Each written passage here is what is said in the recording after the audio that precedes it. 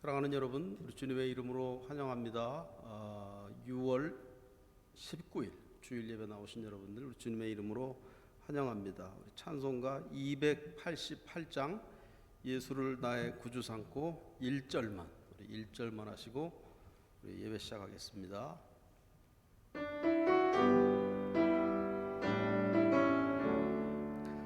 예수를 나의 구주 삼고 성령과 피로써 거듭나니 이 세상에서 내 영혼이 하늘의 영광 누리도다. 아멘.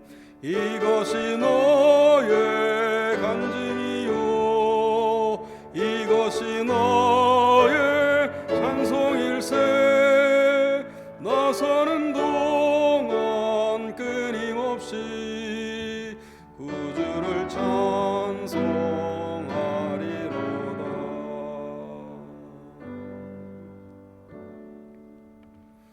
우리 다 같이 묵도하시겠습니다.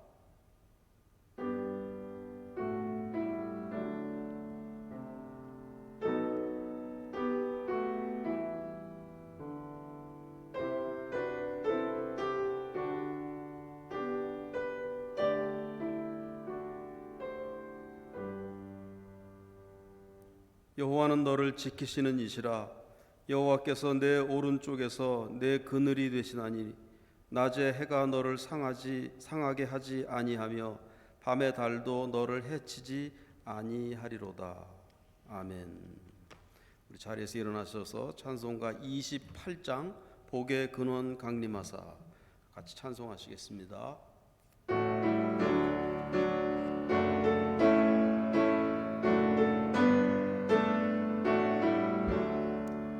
복의 근원 강림하사 찬송하게 하소서. 한량 없이 자비하심 증량할 길 없도다. 전사들의 찬송가를 내게 가르치소서. 구속하신 그 사랑을 항상 찬송합니다. 주의 크신 도움받아 이때까지 왔으니 이와 같이 천국에도 이르기를 바라네. 하나님의 품을 떠나 배에 빠진 우리를 예수 구원하시려고 보혈을 흘려주셨네. 주의 귀한 은혜 받고 일생 빚진 자 되네. 주의 은혜 사슬 베사 나를 주께 매소서. 우리 몸은 연약하여 범죄하기 쉬우니 하나님이 받으시고 천국 일을 치소서.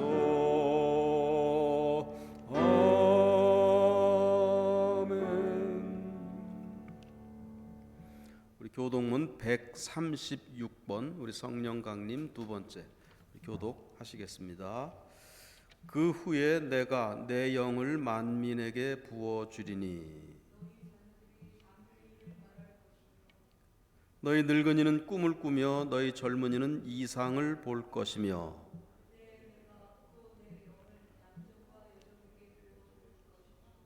내가 이적을 하늘과 땅에 베풀리니 곧 피와 불과 연기 기둥이라. 해가 어두워지고 달이 핏빛같이 변하려니와 이는 나 여호와의 말대로 시온산과 예루살렘에서 피할 자가 있을 것이미요.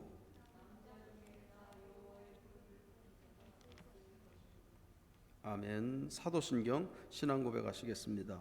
전능하사 천지를 만드신 하나님 아버지를 내가 믿사오며 그 외아들 우리 주 예수 그리스도를 믿사오니 이는 성령으로 잉태하사 동정녀 마리아에게 나시고 본디오 빌라도에게 고난을 받으사 십자가에 못 박혀 죽으시고 장사한 지 사흘 만에 죽은 자 가운데서 다시 살아나시며 하늘에 오르사 전능하신 하나님 우편에 앉아 계시다가 저리로서 산자와 죽은 자를 심판하러 오시리라. 성령을 믿사오며 거룩한 공예와 성도가 서로 교통하는 것과 죄를 사하여 주시는 것과 몸이 다시 사는 것과 영원히 사는 것을 믿사옵나이다. 아멘.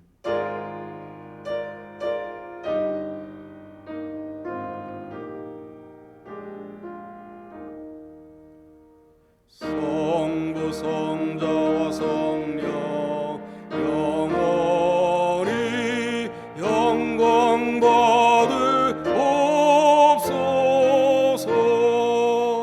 태초로 지금까지 독일이 영원 무궁 성삼위 그 영광.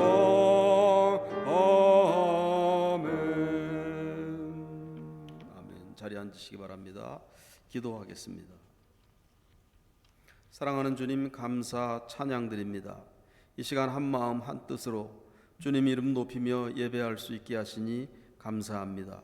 기쁨으로 찬송하게 하시고 감사하며 사모하며 주께 나오게 하여 주시옵소서.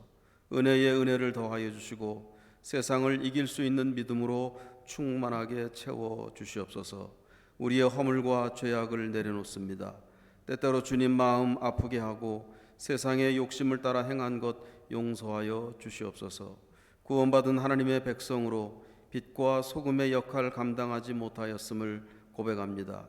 그리스도 주님의 보혈로 씻어주시고 깨끗하게 하여 주시옵소서. 예수님의 십자가 은혜로 다시 새롭게 하시고 회복시켜 주시옵소서. 사랑하는 교우들 가정 찾아가 주시어 붙잡아 주시고 강건케 하여 주시옵소서. 마음의 소원들 들어주시고 기도하는 것마다 응답받는 놀라운 은혜를 하나님 더하여 주시옵소서. 코비드-19로 어려움 당하는 교우들, 육신이 연약하여 고통 가운데 있는 교우들, 경제적 어려움, 가족들 가운데 말 못할 사정들 하나하나 어루만져 주시고 응답하여 주시옵소서. 지난 주간 2022년 연회를 통하여 우리 사막 연회의 비전과 열정을 새롭게 하시니 감사합니다. 크고 작은 모든 교회들, 선교, 구제, 교육 등 여러 사역들, 세상을 향해 나아가는 중요한 정책들 모든 것 위에 기름 부어주시고 은혜로 결실하게 하여 주시옵소서. 아리조나 한인연합감리교회를 세우신 주님의 존귀하신 뜻이 있는 줄 믿습니다. 새로운 사람들 보내주시고 청년부와 교회학교에 일꾼들을 세워 주시옵소서. 토요문화센터가 이번 주 토요일부터 여름 강좌를 시작합니다. 이웃을 향해 문턱을 낮추고 문을 활짝 열고 있사오니 채워주시고 변화시켜주시고 한마음으로 부흥과 성장을 위해 헌신 봉사하게 하여 주시옵소서. 말씀 위에 기름 부으시어 전하는 이나 듣는 이 말씀으로 하나 되게 하시고 말씀이 모든 사역을 이끌어가는 건강한 공동체로 서게 하여 주시옵소서. 예배의 시종을 주님께 의탁하오며 예수 그리스도의 이름으로 기도하옵나이다. 아멘.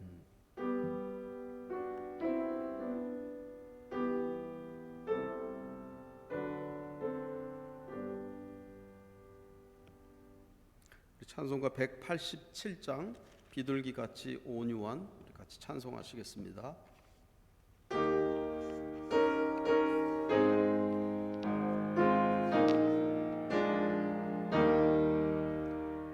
비둘기같이 온유한 은혜의 성령 오소서. 거친 맘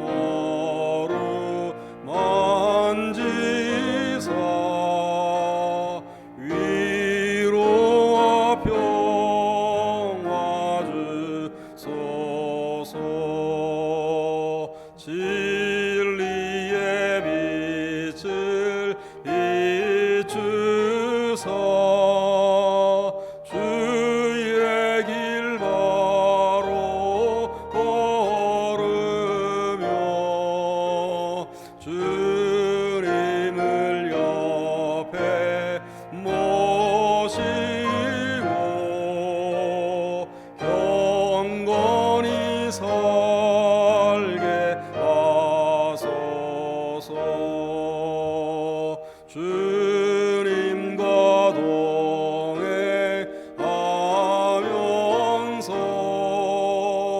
거룩한 길로 행하며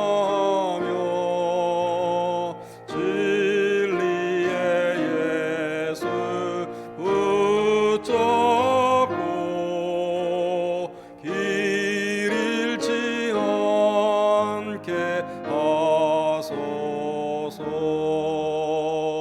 연약한 나를 도우사 하나님 나라 이르라. 주님의 품에 안기는 영원한 안식 주소서. 아멘.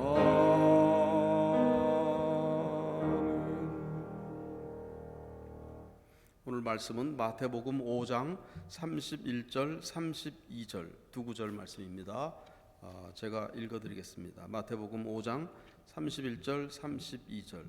누구든지 아내를 버리려는 사람은 그에게 이혼 증서를 써주어라 하고 말하였다. 그러나 나는 너희에게 말한다. 음행을 한 경우를 제외하고 아내를 버리는 사람은 그 여자를 간음하게 하는 것이요, 또 버림받은 여자와 결혼하는 사람은 누구든지 간음하는 것이다. 지난주에 간음에 대해서 말씀드렸죠. 성적인 성결에 대해서 말씀드렸어요. 특별히 생각만으로, 상상만으로도 간음죄를 지을 수 있다고 주님이 말씀하셨습니다. 성이라는 것은 본래 하나님이 당신의 형상으로, 하나님 당신의 이미지를 담아서 남자와 여자를 만드시고 그 안에 남성, 여성, 그것을 하나님이 창조해 주셨어요. 그때 하나님이 만들어 주신 그 본래의 그 성적인 것, 그것은 아름다운 욕망이다라고 지난주에 말씀드렸습니다.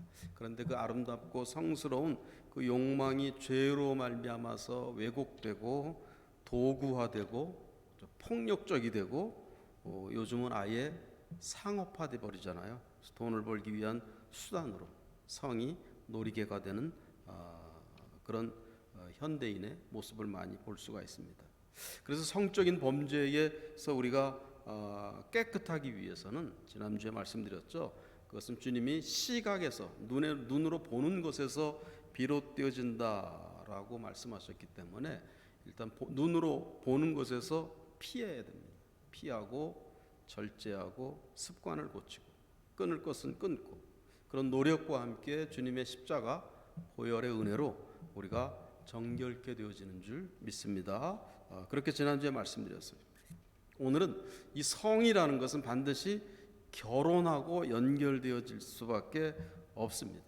그리고 반드시 성은 결혼과 연결되어야만 합니다. 오늘날 세상의 풍조는 결혼과 상관없이 성 그 자체만의 그 쾌락과 그 욕망을 추구하는 그런 풍조가 많이 만연되어 있죠. 그러나 성경의 가르침은 언제나 성을, 남자와 여자를 창조하시고 하나님이 생육하고 번성하라 말씀하셨어요. 그렇기 때문에 원래 성경의 창조주 하나님의 말씀은, 의도는 결혼과 가족을 전제로 하는 그런 성이라는 사실입니다. 우리가 잊지 말아야 돼요. 특별히 우리 크리스찬들은 더욱 그래야 됩니다. 세상은 그렇지 않다고 말하고 있을지 몰라도, 그러나 우리 크리스찬들은 성은 반드시 결혼을 전제로, 가족을 전제로 이루어지는 것이다 라는 것을 잊지 않게 되시기 바랍니다.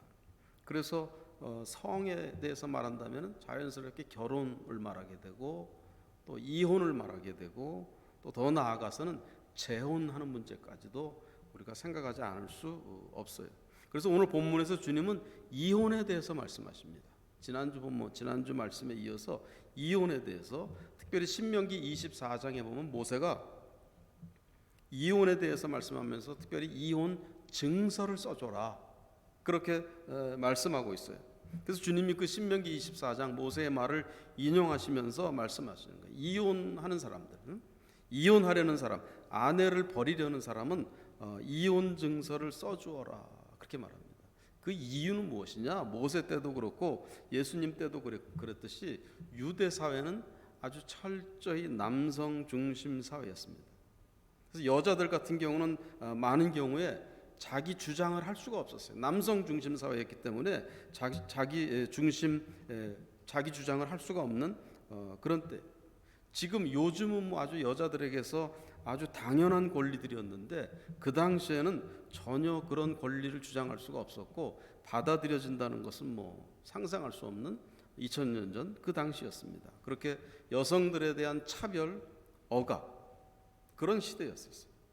그래서 이혼에 대해서도 그 주도권이 철저히 남성에게 있었기 때문에 심지어는 뭐 말도 안 되는 이유로 남자들이 이혼을 하는 그런 경우가 참 많았습니다. 여자들은 이혼을 당하는. 31절에 아내를 버리려는 사람 그렇게 되었죠. 아내를 버린다라고 그런 표현을 씁니다. 아내를 버린다. 히브리어로 이혼이라는 그 말은 문자적으로 내어 버린다 그런 의미가 있습니다. 내어 버린다.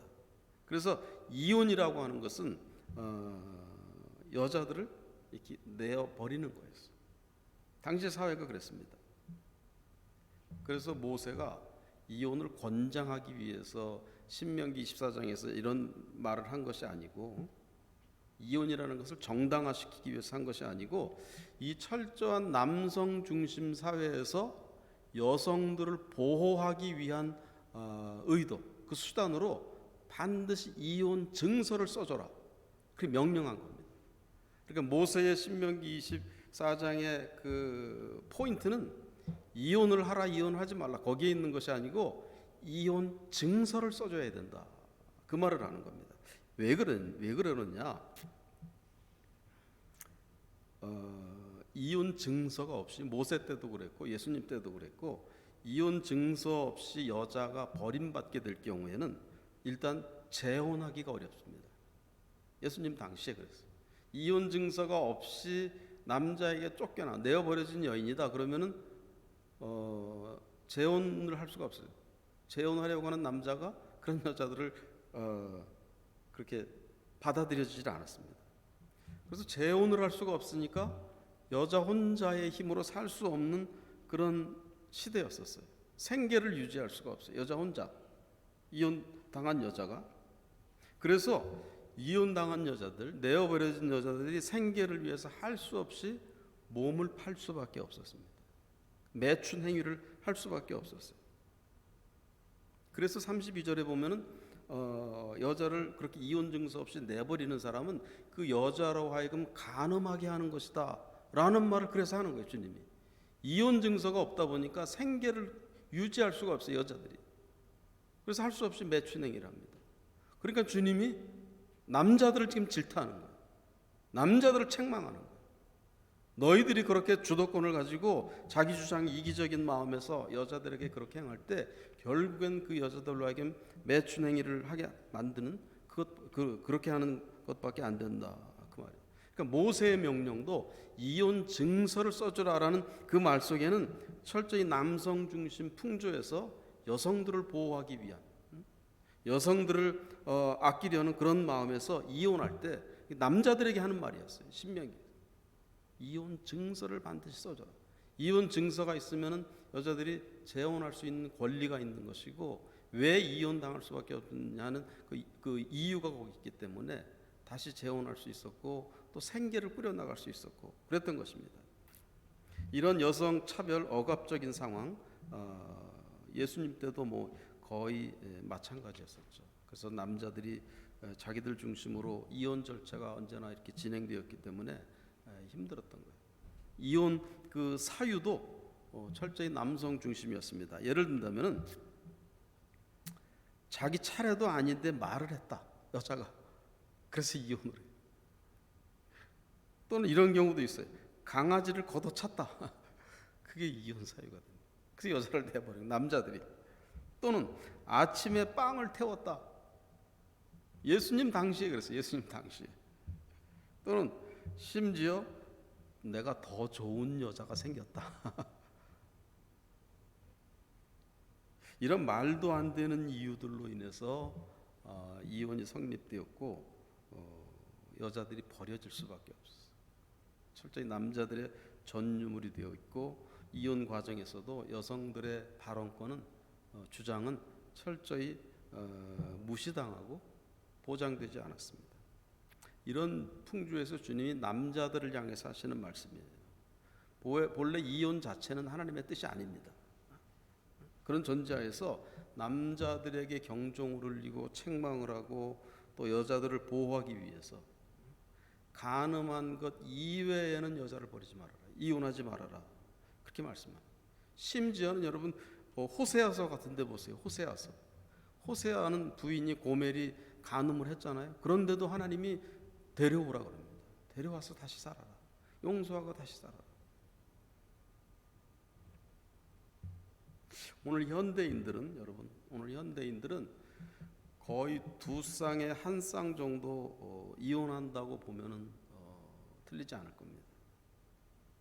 저희 아이들도 학교 다닐 때 이렇게 조사해 보면요, 그 부모들이 자기 학급에서 거의 3분의 2가 이혼한 가정, 자기 패밀리에 대한 패밀리 히스토리를 이렇게 쓰는 그런 에세이 거기 발표하는데 거의 다가 이혼한 애들이니까, 이혼한 가정이니까 우리만 이혼 안 한다니까 조금 머쓱한 그런 느낌을 받고 그런 얘기를 합니다. 어쨌든 할 수 있으면 이혼을 하지 않고 하여튼 최종적인 해결책으로 더 이상 안 될 때 기도하고 또 기도하고 심지어 금식도 하고 최선을 다해서 노력을 했지만은 최종 해결책으로 할 수 없이 이혼을 선택할 수밖에 없었을 때 얼마나 괴롭겠습니까? 주님이 한 몸이라고 해서 결혼이 됐는데 이혼하면 그 한 몸이 떨어져 나가는 거잖아요. 얼마나 아프고 고통스럽겠어요.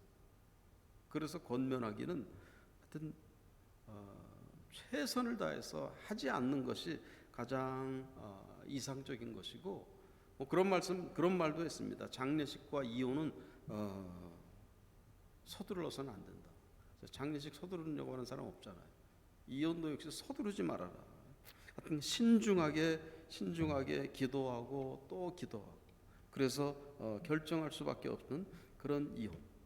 그러나 어찌 되었든 그것 자체는 고통스럽고 아주 힘겨운 그런 결정인 것만은 분명합니다. 사망의 음침한 골짜기로 막 빠져들어가는 것 같은 그런 어떤 절망, 그런 혼돈의 늪에 빠지는 것 같은 그런 이혼이라고 볼 수가 있어요.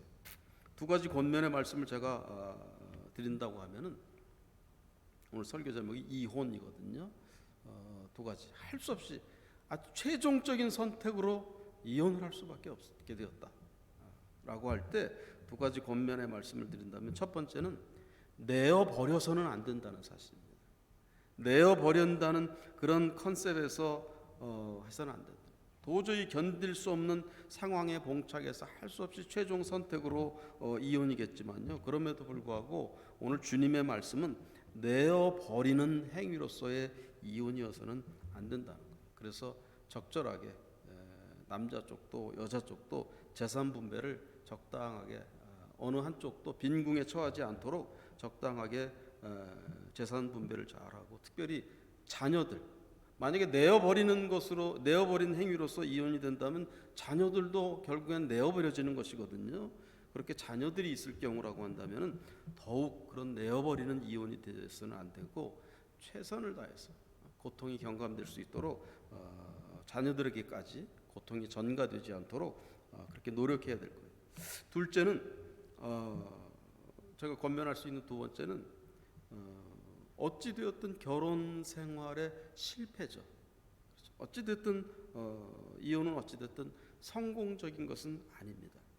그러나 그럼에도 불구하고 여러분 우리가 잊지 말아야 할 사실은 우리의 실패보다도 그런 실패한 우리, 절망한 우리, 그런 우리들임에도 불구하고 하나님의 사랑, 우리를 케어해 주시는 하나님의 은혜, 하나님의 용서하심은 훨씬 크고 위대하다는 사실을 잊지 말아야 돼요. 나 스스로는 실패한 것 같고 절망 속에 빠지고 사망의 음침한 골짜기에 막 굴러 떨어진 것 같지만은요. 그럼에도 불구하고 거기에도 사망의 음침한 골짜기 거기에도 하나님의 사랑이 있으시고 하나님의 용서하심, 하나님의 따스한 손길이 거기에도 있다는 사실을 늘 잊지 마시기 바랍니다.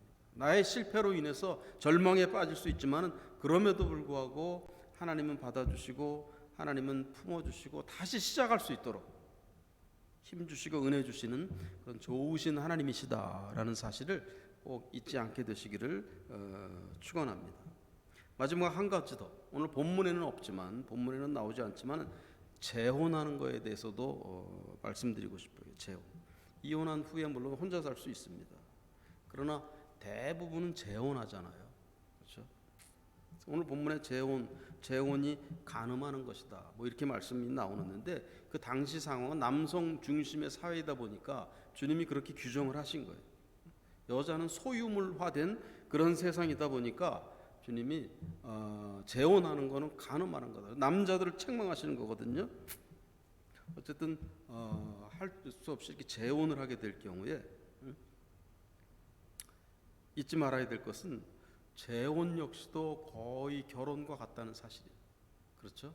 주님의 사랑, 주님의 용서하심, 주님의 긍휼, 그것으로 이렇게 품어져 있는, 그것으로 도달되어지는 그런 한 몸, 그런 재혼이 될 수 있기를 간절히 바랍니다. 예수님 당시에 잘 기억하실지 모르겠지만은 수가성 여인이잖아요. 사마리아 수가성 여인. 남자를 5명을 바꿔야만이 됐었어요. 그 여자가 너무나 타락한 여자다 보니까 남자를 바꾼 것이 아니고 당시 남성 중심 사회에서 이혼 증서 없이 막 그냥 버려진 거예요. 그러다 보니까 이 남자도 차지하고 저 남자도 차지하고 그러면서 5남자가 될 수밖에 없었던 그런 여인이었거든요.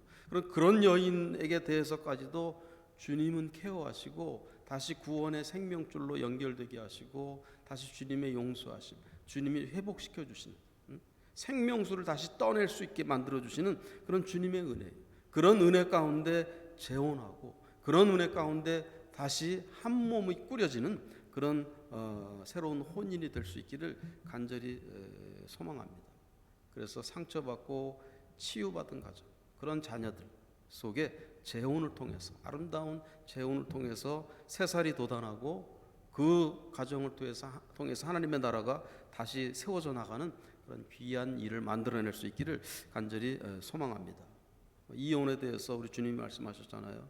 특히 남자들의 횡포, 남자들의 죄악을 지적하면서 말씀하셨어요. 만일에 오늘 2022년 오늘 우리 주님이 이혼에 대해서 말씀하신다면 어떻게 말씀하실 것 같아요? 이혼하지 마, 그렇게 하실 것 같아요? 저는 그렇게 생각하지 않습니다. 오늘 주님이 이혼에 대해서 말씀하신다면 일단은 여성, 남성이라는 그런 성의 고귀함을 자각하면서 남자와 여자가 하나님의 형상 가운데 한 몸이 되었다, 그것이 결혼이다라는 사실을 반드시 기억하시고 잊지 마시고, 그럼에도 불구하고 이혼할 수밖에 없는 상황이라고 한다면 반드시 최종 해결책으로 기도하고 또 기도해보고 금식이라도 해보고 고민하고 또 고민하고 최종 해결책으로 이혼할 수밖에 없을 때 반드시 잊지 말아야 될 것은 거기에도 하나님의 용서하심, 거기에도 하나님의 치유하심은 반드시 있다는 사실을 기억하시고, 특별히 제가 설교가 길어질까 봐 말씀을 못 드리는데 교회 공동체가 같이 함께 해줘야 됩니다. 이혼할 수밖에 없는 그런 가정을 위해서 교회 공동체가 같이 케어해주는 그것이 반드시 필수적이에요. 절대로 내어버려지는 그런 이혼, 그런 자녀들이 되어서는 안 될 것이고, 재혼 역시도 한 몸을 이룬다는, 하나님이 다시 시작하게 해주신다는 그런 고귀한 일이라는 것을 기억하시고, 오늘 이런 성, 결혼, 또 이혼, 재혼, 자녀교육 이런 모든 것을 통해서 하나님의 나라가 온전히 세워지고 그 안에서 사랑하는 여러분, 하나님의 평강, 기쁨, 감사, 은혜가 늘 충만한 저와 여러분 가정 모두가 되시기를 우리 주님의 이름으로 축원드립니다. 기도하겠습니다. 전능하신 하나님 감사합니다. 우리가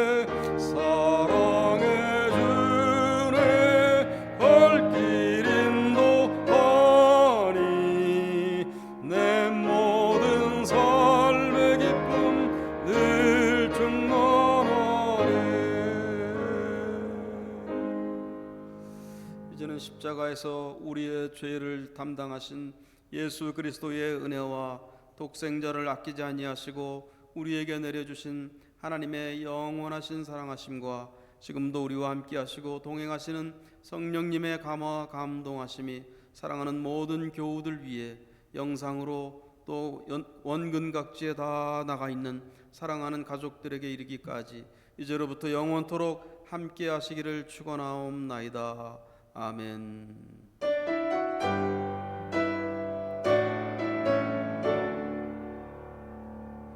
감사합니다. 오늘 영상으로 이렇게 예배 마치고 다음 주일날 26일 날은 거의 모두 부득이한 사정이 아니신 분들은 교회로 다 나오셔서 대면으로 함께 예배할 수 있기를 바랍니다.